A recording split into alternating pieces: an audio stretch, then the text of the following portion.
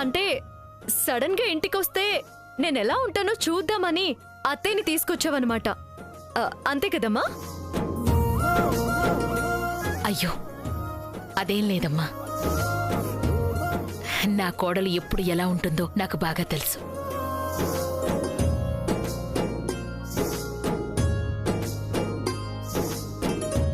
ప్రత్యేకించి తెలుసుకోవడానికి ఏం రానక్కర్లేదు. నేనే ఇదిగో మా వియ్యపురాలతో మాట్లాడే పనుండి వచ్చాను.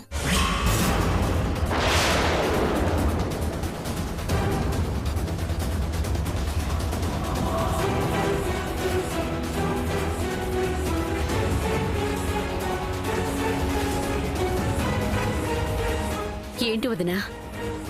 ఏం లేదు వదినా. ఒక్క విషయంలో మీరు అన్నయ్య మమ్మల్ని క్షమించాలి. అయ్యో, మేం మిమ్మల్ని క్షమించడం ఏంటి? అవును వదినా, సంబంధం కలుపుకున్నాం కదా, ఒకే కుటుంబం అవుతున్నాం. మన మధ్య ఎలాంటి దాపరికాలు ఉండకూడదు. అయినా మీతో ఒక విషయం చెప్పకుండా దాచాం.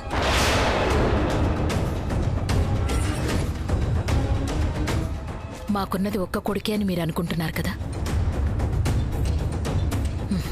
కాదు వదినా, మాకింకో అబ్బాయి కూడా ఉన్నాడు.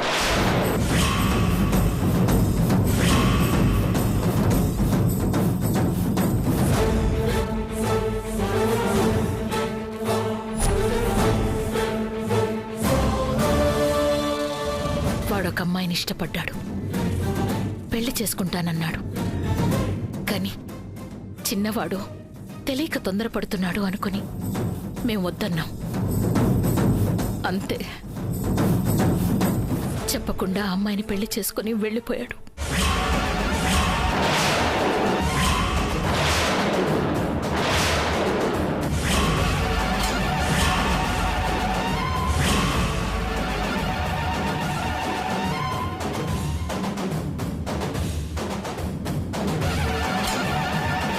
మన సంబంధం కుదరకముందే ఇదంతా చెప్తే ఎక్కడ మా కుటుంబం గురించి తప్పుగా అనుకుంటారోనని పెళ్ళయ్యాక చెప్పొచ్చులే అనుకున్నాం వదిన.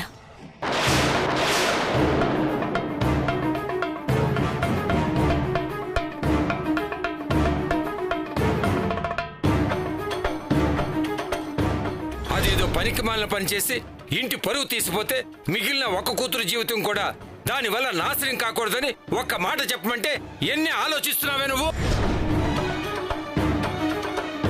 ఇప్పుడు నీకు ఇంకో కూతురుంది, అది ఇలాంటి పరువు తక్కువ పని చేస్తుందని చెప్పావే అనుకో, వెంటనే సంబంధం క్యాన్సిల్ చేసుకుని వెళ్ళిపోతారు. రేపు పెళ్లి వాళ్ళు వచ్చినప్పుడు దాని పేరెత్తినా అసలు నీకు కూతురు ఉందని చెప్పినా నా మీదొట్టే. కానీ తరువాత ఆలోచిస్తే నిజం దాచి తప్పు చేస్తున్నామేమో అనిపించింది.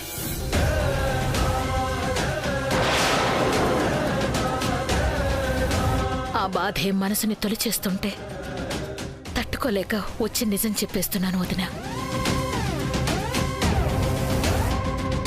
క్షమించండి. అయ్యో, అంత పెద్ద మాట ఎందుకు వదినా? కనీసం మీరిప్పటికైనా ఆలోచించి మీ గుండెల్లో బరువుని ఇలా దించేసుకున్నారు. కానీ కొంతమందికి ఆ అదృష్టం కూడా ఉండదు.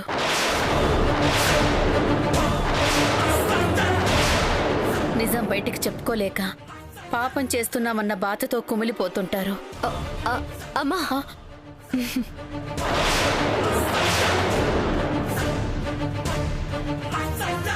ఏంటత్తయ్యా అంత చిన్న విషయానికి ఇంత దూరం వచ్చి చెప్పాలా? చెప్పాలమ్మా. ఇప్పుడు చూడు, చెప్పాక మనసెంత తేలిక పడిందో. అసలు చిన్నవాడి విషయంలో జరిగిన పొరపాటు పెద్దవాడి విషయంలో జరగకూడదనే. వాడు నిన్ను ప్రేమిస్తున్నాడు అని తెలిసి వెంటనే మాట్లాడేశాం. మీ పెద్దబ్బాయి విషయంలో అయితే భయపడాల్సిన అవసరమే లేదత్తయ్యా. ప్రేమిస్తున్నాను అని చెప్పడానికే 1,00,000 పాటలు పడాల్సొచ్చింది. ఇంక నన్ను తీసుకుపోయి పెళ్లి చేసుకునే సీన్ అయితే అస్సలు లేదు. మేడం, మిమ్మల్ని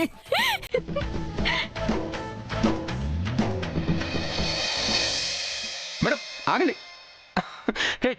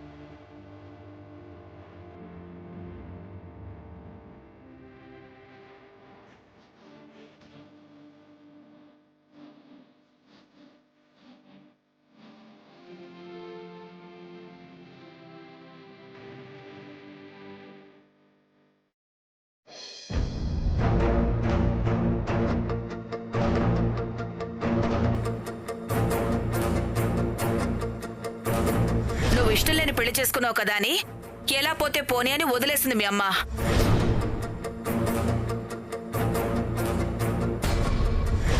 నాకు మాత్రం ఒకటే అనిపిస్తోంది. ఏంటత్తా? ఇది ఖచ్చితంగా మీ అమ్మే చేయించిందిరా. వాడు చేసిన పని నాకిష్టం లేదని వస్తే నేను ఏమంటానోనని భయపడి రావట్లేదు స్వామి.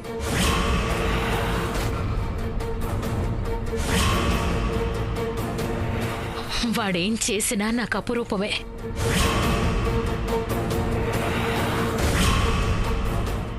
వాడు చేసే ప్రతిదీ నాకిష్టమైనప్పుడు వాడొస్తే నేనెందుకు కాదంటాను? అసలు ఇవిడ ఉద్దేశం ఏంటి? ఎందుకు ఈయనతో మంచిగా ఉంటూ అత్తయ్య గురించి చెడుగా చెప్తుంది? అత్తయ్యని ఈయన్ని విడదీయడమే ఆవిడ ముఖ్య లక్ష్యమా? లేక ఇంకా వేరే కారణం ఏమైనా ఉంటుందా?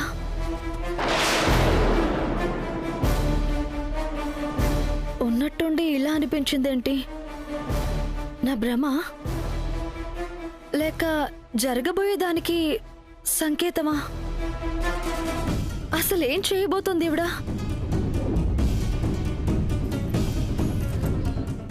ఏవైనా పావులా ఉపయోగించుకోబోతోందా?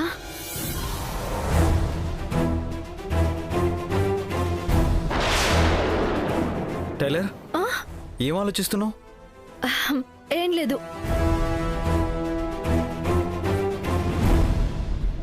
నేను ఒక మాట అడుగుతాను, కాదనరు కదా? నీ మాట నేను ఎప్పుడు కాదనని చెప్పు టైలర్, అడుగు. నీకు తమ్ముడు కూడా ఉన్నట్టు నాకు ముందే ఎందుకు చెప్పలేదమ్మా? చెప్పకూడదన్న ఉద్దేశం ఏం లేదు మేడం. కొత్తగా మొదలైన పరిచయం, సరదాలు సంతోషాలే ఉండాలి కానీ మా టెన్షన్స్ మీ వరకు తీసుకురావడం ఎందుకని. టెన్షన్ పడడం వల్ల ఉపయోగం ఉండదని నువ్వే చెప్పావు కదా టైలర్. మరి ఇప్పుడు నువ్వెందుకు టెన్షన్ పడుతున్నావు? అయినా నీకు తెలియకుండా నేను ఏమైనా చేస్తానని టెన్షన్ పడుతున్నావా? నిజంగా నాకు తెలియకుండా ఏ నిర్ణయం తీసుకోరు కదా? చిన్నదైనా సరే నాతో చెప్తారు కదా? భార్యాభర్తల మధ్య ఎలాంటి దాపరికాలు ఉండకూడదు మేడం. అందుకే అమ్మ చెప్తాననగానే నేను సంతోషంగా ఒప్పుకున్నాను. చూడండి ఇప్పుడెంత ప్రశాంతంగా ఉందో.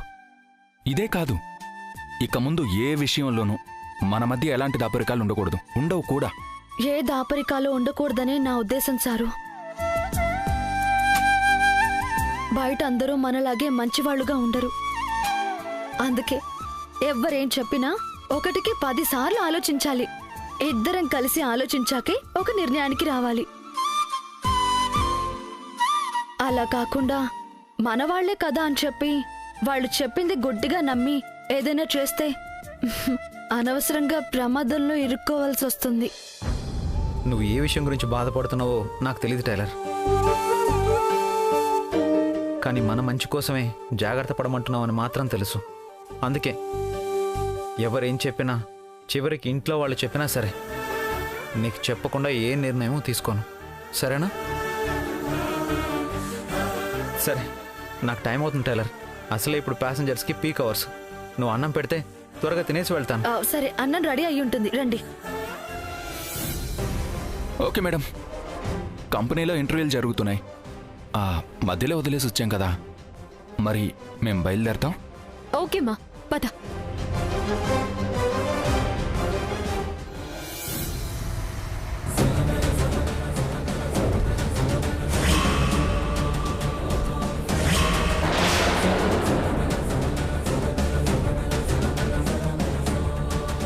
ఇంటి దగ్గరే ఉందేంటి?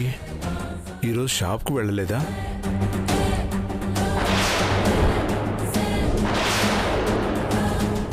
ఆదిత్య ఇంట్లో లేడు కదా?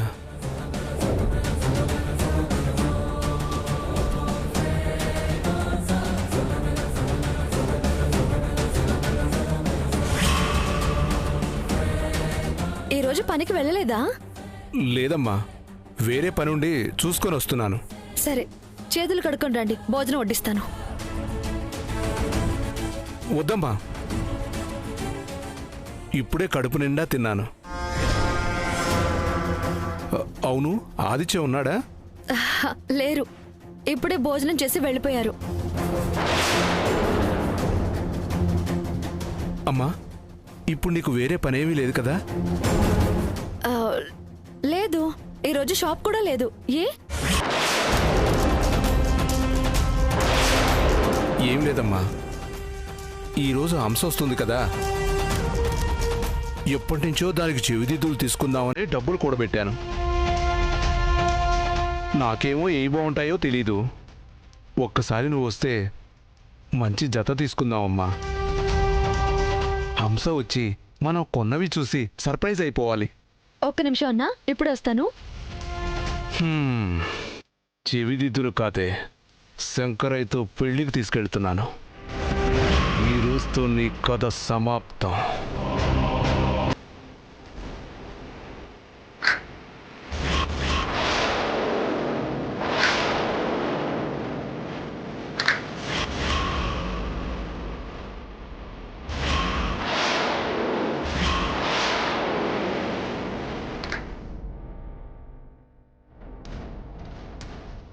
వెళ్దామన్నా? పదమ్మా.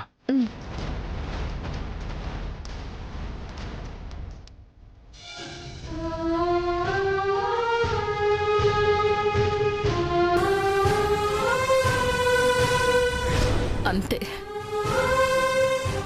చెప్పకుండా అమ్మాయిని పెళ్లి చేసుకుని వెళ్ళిపోయాడు. కానీ తరువాత ఆలోచిస్తే నిజం దాచి తప్పు చేస్తున్నామేమో అనిపించింది.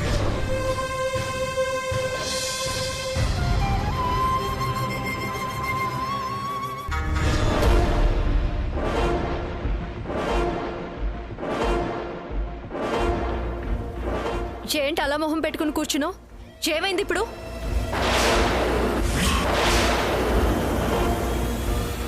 ఇంకా ఏం కావాలి? ఇంత జరిగింది, కొంచెం కూడా బాధగా అనిపించలేదా? ఎంత పాపం చేస్తున్నామో అర్థం కాలేదా? నాకైతే సిగ్గుతో తలదించుకొని అక్కడే చచ్చిపోయినట్టు అనిపించింది. గోదావరి, ఏంటి మళ్ళీ గొడవ? ఈ ఇంటిని ఒక్కరోజు కూడా ప్రశాంతంగా ఉండనివ్వా? ముందు జరిగిందేంటో తెలుసుకోవయ్యా. ఎవరు ఎవరిని ప్రశాంతంగా ఉండనివ్వడం లేదో తెలుస్తుంది. ఏంటమ్మా గొడవ? ఇందాకే విక్రమ్ వాళ్ళ అమ్మగారు వచ్చి వెళ్లారు నాన్న. అల్లుడు విపరాలు వచ్చేళ్ళారా? అయితే సంతోషంగా ఉండక ఇలా ముఖం ఎందుకు ఏలాడేసుకున్నావు? ఏమంటే ఏం చెప్పమంటారు నాన్న? ఎక్కడికి వెళ్ళినా ఎవరేం మాట్లాడినా చుట్టూ తిరిగి కథ కుట్టు మిషన్ దగ్గరికే వస్తుంది. మనం విక్రమ్ ఒకడే కొడుకు అనుకున్నాం కదా. కాదు కాదు నాన్న, మనకు పనికి మాలిందున్నట్టే విక్రమ్కి కూడా ఒక పనికి మాల తమ్ముడున్నాడంట.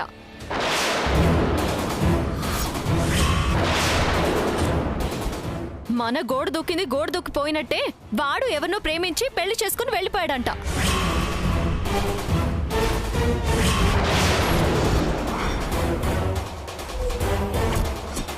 అవునా? మన పరువు పోతుందని దాని గురించి ఎలా చెప్పడం మానేసామో వాళ్ళు వాళ్ళ అబ్బాయి గురించి చెప్పలేదు. కానీ మళ్ళీ ఏమనుకున్నారో, మీ దగ్గర నిజం దాచాము క్షమించండి అని చెప్పారు. అంతే. వాళ్ళు నిజం చెప్పారు కదా, మనం చెప్తే తప్పే ఉందని ఇలా మొహం వేలాడేసుకుని కూర్చుంది. అవునయ్యా, నేనన్న దాంట్లో తప్పే ఉంది చెప్పు. వాళ్ళు మనలాగే పరువు కోసం భయపడ్డారు. కానీ ఆ పరువు కన్నా కన్నబిడ్డ ఎక్కువ అనుకున్నారు. అందుకే అంత గొప్ప వాళ్ళయ్యుండి కూడా ఇంటికొచ్చి క్షమాపణలు చెప్పారు. కానీ మనకి కూతురే లేదనుకుంటున్నాం కదా, అందుకే ఇంకా చెప్పకూడదు అనుకుంటున్నావు. అమ్మా, వాళ్ళ పరిస్థితి వేరు, మన పరిస్థితి వేరు. ఏంటే వేరు? వాళ్ళ పరిస్థితిని మనం అర్థం చేసుకున్నప్పుడు మన పరిస్థితి కూడా వాళ్ళు అర్థం చేసుకుంటారు కదా. అమ్మా, నీకు పరిస్థితి ఇంకా పూర్తిగా అర్థం కావడం లేదు. వాళ్ళ అబ్బాయి చెప్పకుండా పెళ్లి చేసుకుని వెళ్ళిపోయాడు. కానీ ఇక్కడ ఆ పని చేసింది నీ కూతురు.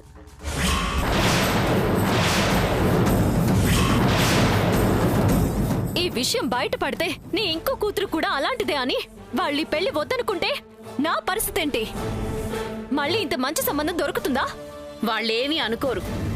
పైగా వాళ్ళింతలా వచ్చి చెప్పాక కూడా మనం నిజం దాచి తర్వాత అది బయటపడితే వాళ్ళ ముందు తలెత్తుకోలేక చావాలి. చూడయ్యా, నువ్వేం చేస్తావో తెలీదు. మనకిద్దరు బిడ్డలున్నారని వాళ్ళకి తెలియాల్సిందే.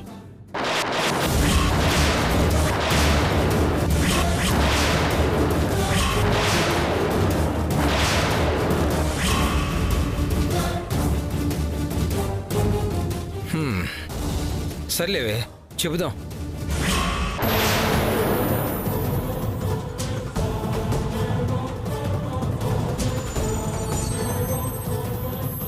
నాన్నా,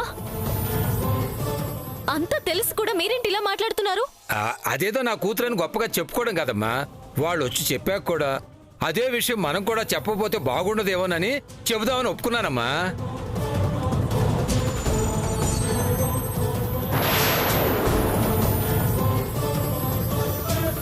చూడమ్మా, రేపు ఈ నిజం బయటపడితే ముందు నువ్వే తలంచుకోవాల్సి వస్తుందమ్మా. నీకోసం ఆలోచించే ఒప్పుకుంటున్నానమ్మా.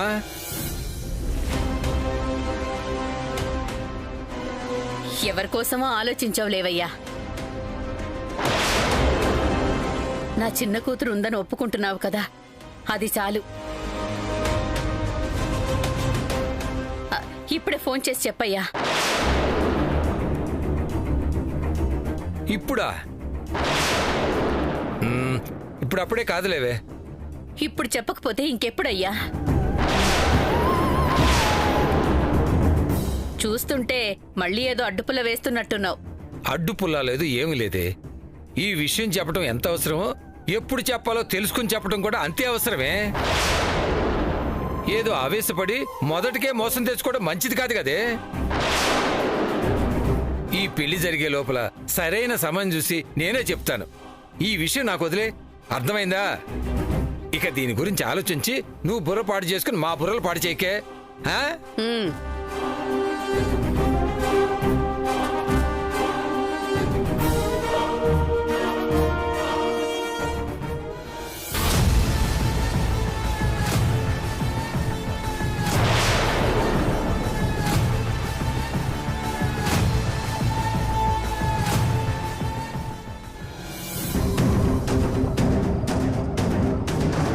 హంసక్క ఎన్ని రోజులు ఊర్లో ఉండిపోయిందేంటి?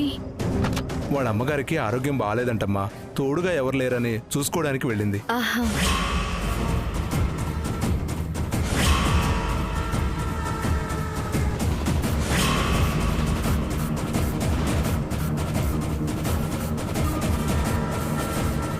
ఇటెక్కడికన్నా? బంగారం షాపులన్నీ అటువైపు ఉన్నాయి కదా. అవన్నీ పెద్ద పెద్ద షాపులమ్మా. మనం తీసుకునే చిన్న వస్తువులకి అక్కడ దాకా ఎందుకు? తెలిసిన చిన్న షాప్ ఈ పక్క ఉంది, అక్కడ తీసుకుందామని.